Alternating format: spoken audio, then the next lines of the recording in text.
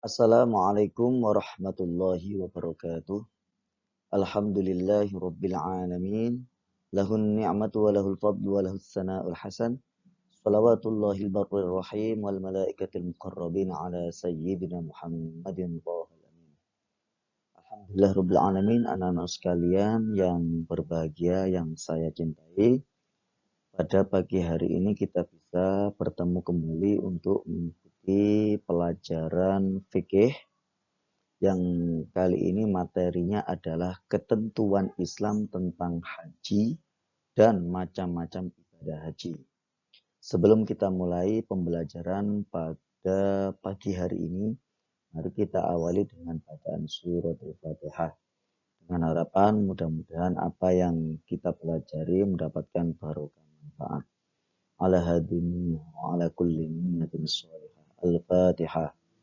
أعوذ بالله من الشيطان الرجيم بسم الله الرحمن الرحيم الحمد لله رب العالمين الرحمن الرحيم مالك يوم الدين إياك نعبد وإياك نستعين اهدنا الصراط المستقيم صراط الذين أنعمت عليهم غير المغضوب عليهم ولا الضالين آمين.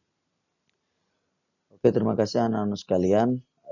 Silakan kalian konsentrasi untuk melihat PPT atau PowerPoint yang sudah Bapak share kemarin.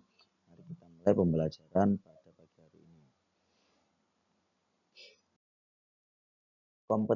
Kompetensi dasar yang akan kami bacakan pada pagi hari adalah menelaah ketentuan Islam tentang haji. Yang kedua, menunjukkan contoh-contoh penerapan macam-macam haji. Kemudian tujuan pembelajaran pada bab ini adalah siswa dapat menjelaskan pengertian syarat rukun dan wajib haji. Yang kedua, siswa dapat menjelaskan tentang larangan-larangan haji dan miqat haji Indonesia. Yang ketiga, siswa dapat menunjukkan tata cara pelaksanaan haji ifrad. Yang keempat adalah siswa dapat mempraktekkan pelaksanaan manasik haji. Jadi tujuan pembelajaran kali ini adalah ada 4 tujuan tadi. Pada intinya adalah ini sudah menginjak pada sesi yang kedua untuk bab haji ini. Yang kemarin kita sudah membahas tentang haji tamattu. Sekarang kita bagaimana membahas dan tata cara langkah-langkah mempraktekkan haji ifrad. Langsung kita bahas satu persatu. Habis ini lihat gambar berikut ini. Nah, itu ada 4 gambar. Yang pertama ada manasik haji, yang itu ketika tawaf. Gambar yang kedua kita lihat bahwasanya ada para jamaah haji itu mabit di Muzdalifah atau di Mina ya. Kemudian yang ketiga adalah itu sedang sa'i ya. Yang keempat adalah mikot. Nanti saya jelaskan tentang apa itu mikot dan di mana saja mikot itu ya. Satu persatu tentang pengertian haji. Haji yang berasal dari kata al-hajju yang menurut bahasa artinya menyengaja. Haji menurut istilah yaitu amal ibadah yang dilakukan dengan sengaja untuk mengunjungi Ka'bah atau kiblat umat muslim yang ada di Mekah dengan niat beribadah kepada Allah Subhanahu wa taala pada waktu yang telah ditentukan menurut syarat rukun yang telah ditentukan. Jadi ini menurut istilah seperti ini, jadi tidak benar ketika dikatakan bahwasanya haji itu adalah tamasya atau liburan seperti itu. Jadi harus niatnya dari awal. Dan hukum syarat rukun haji atau wajib haji dan sunnah haji. Hukum ibadah haji. Tentunya ibadah haji ini adalah hukumnya wajib bagi setiap muslim yang mampu. Baik mampu secara lahir maupun batin. Kemudian haji ini wajib bagi orang yang bernazar. Orang yang bernazar kalau punya nazar maka wajib untuk memenuhi haji. Itu pun kalau dia sudah dikatakan istito'ah. Ya, istito'ah dalam hal syarat-syarat haji ada 4, ada 5, sorry. Yaitu Islam, balik, berakal sehat, merdeka, istito'ah. Apabila kelima syarat tersebut tidak terpenuhi, maka gugurlah kewajiban haji seseorang. Itu syarat. Kemudian rukun haji yang pertama ihram, wukuf di Arafah, tawaf ifadah, sa'i, tahallul, kemudian tertib. Jadi urutan-urutan itu harus tertib, tidak boleh diloncat-loncat. Itu termasuk rukun haji. Apabila salah satu rukun tidak terpenuhi, maka hajinya tidak sah atau batal. Harus mengulang kembali tahun depan di musim haji. Kemudian wajib haji. Yang pertama ihram dari miqat. Bisa jelaskan miqat. Ihram itu ada ketentuannya, ada waktunya, ada batasnya. Yang kedua mabit di Musdalifah atau bermalam di Musdalifah. Yang ketiga mabit di Mina. 4 melontar jumroh ula, wusta, dan akota. Yang kelima adalah tawaf wada bagi yang akan meninggalkan Mekah. Nah, ini wajib haji.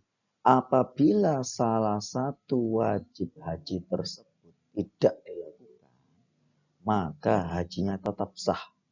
Akan tetapi wajib membayar dam. Dam itu denda. Ya, perbedaan tadi ya dengan rukun haji tadi. Kalau rukun tidak dilakukan atau ketinggal satu saja rukunnya, maka tidak sah mengulang kembali. Tapi kalau wajib haji masih sah, ya. Tapi harus membayar dam. Kemudian selanjutnya adalah miqat. Miqat. Miqat itu yang saya jelaskan di situ ada gambar, ada 5 tempat miqat yang sudah ditentukan secara syariat. Ada Dzulhulaifah, ada Dzatu Irq, Al-Juhfa, Qarnul Manazil, Yalamlam. Ini alur orang-orang Indonesia untuk miqat. Miqat yaitu batasan yang telah ditentukan untuk melaksanakan ibadah haji. Ada 2 yaitu miqat zamani. Zamani artinya adalah batasan waktu yang telah ditentukan untuk melakukan ibadah haji.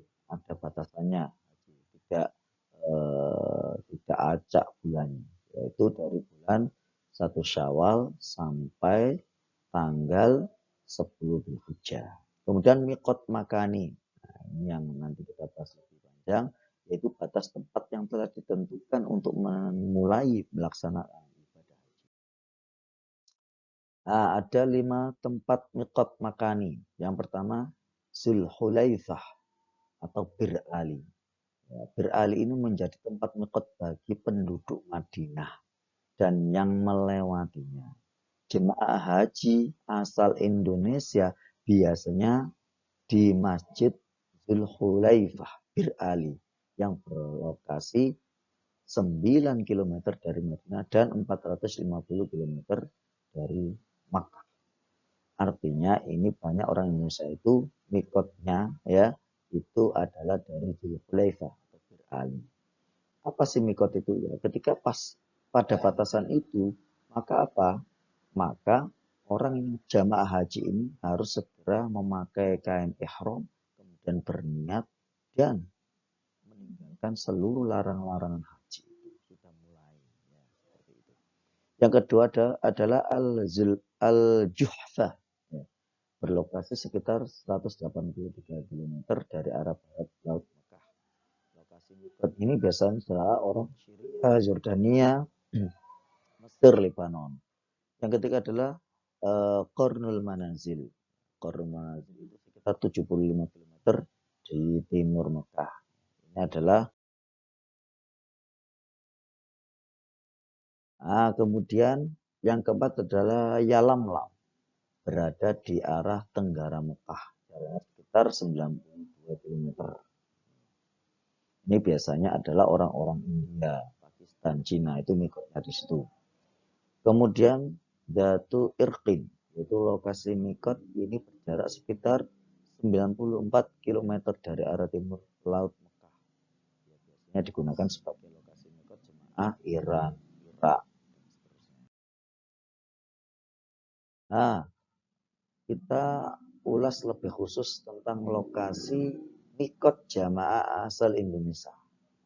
jamaah haji Indonesia yang gelombang 1 itu mendarat di Madinah akan mengambil mikot di Ber'an yang gelombang 1. Yang gelombang 2 itu biasanya turun di Jeddah, maka apa? Mengambil mikot bisa di asrama haji embarkasi. Yang kedua, bisa di dalam pesawat ketika pesawat melintas sebelum atau di atasnya lam-lam. Karena ini gelombang 2 ini biasanya mepet ya, haji. Yang ketiga adalah bisa di bandara King Abdul Aziz Jeddah. Nah, ini baru termasuk. Nah, ini bandara King Abdul Aziz Jeddah ini dijadikan lokasi mikot setelah Majelis Ulama Indonesia mengeluarkan fatwa pada tanggal 28 Maret tahun 1980 tentang keabsahan. Oke, kita lanjut kepada jenis atau macam-macam haji. Yang pertama haji ifrad, yang kedua adalah haji qiron, yang ketiga adalah haji tamattu. Yang pertama adalah haji ifrad. Haji ifrad itu adalah di mana melakukan rukun haji terlebih dahulu atau melakukan haji terlebih dahulu baru kemudian melakukan umroh. Yang kedua haji qiron, yaitu menggabungkan niat haji dan umroh, artinya bersamaan. Yang ketiga adalah haji tamattu, yaitu umroh dulu baru haji. Nah, ini biasanya dipakai oleh jamaah haji. Nah, pada pembahasan pagi hari ini adalah kita fokus kepada haji ifrad karena di pertemuan sebelumnya kita membahas tentang haji tamattu. Tata cara haji ifrad yang pertama adalah ihram untuk ibadah haji dari miqat. Tentunya ihram sudah saya jelaskan tadi harus pada miqatnya tadi. Yang kedua, setiba di Mekah maka jamaah melakukan tawaf kudum atau tawaf yang diawali di awal kedatangannya. Yang ketiga, melakukan sholat 2 rakaat di belakang makam Ibrahim. Yang keempat, melakukan sa'i di antara Bukit Sofa dan Marwah. Kemudian ini tanpa tahallul dulu ya. Kemudian yang terakhir, yang kelima menetapkan diri dalam kondisi berihram. Dalam keadaan jamaah tidak boleh melakukan segala hal yang diharamkan. Ya, keadaan berihram ini dilakukan hingga tanggal 10. Selanjutnya setelah haji ifrad selesai, jamaah dapat melepas pakaian ihramnya dan boleh mengenakan pakaian lainnya. Yang terakhir, bila jamaah melakukan ibadah umroh, kembali lagi dengan ihram. Jamaah tidak perlu membayar dam atau denda. Jadi sebenarnya ada pilihan, boleh haji saja, langsung pulang. Tapi kan eman, sayang. Maka dilanjutkan dengan umroh. Haji ifrad ini jarang dipilih ya karena relatif sangat berat. Ya, kita bayangkan pakaian ihram selama beberapa minggu, di mana jamaah harus senantiasa dalam ihram sampai pelaksanaan haji usai. Ya, seperti itu. Selama menunggu pelaksanaan haji itu, jamaah harus tetap mematuhi seluruh larangan dan pantangan yang berkenaan dengan ihram. Alhamdulillah kesimpulan selesai sudah untuk pembelajaran kali ini. Ya, untuk soal kelompok ini nanti kita bagi nanti per kelas, saya akan share di grup WhatsApp. Ya. Kemudian soal individu, silakan nanti dikumpulkan. Kemudian setelah selesai mengerjakan, bentuknya Microsoft Word ya, tidak tulis tangan ya. Sekian, terima kasih. Semoga bermanfaat. Selamat belajar. Semoga sukses semuanya anak-anak. Kurang lebihnya saya mohon maaf. Wabillahi taufiq wal hidayah. Wassalamualaikum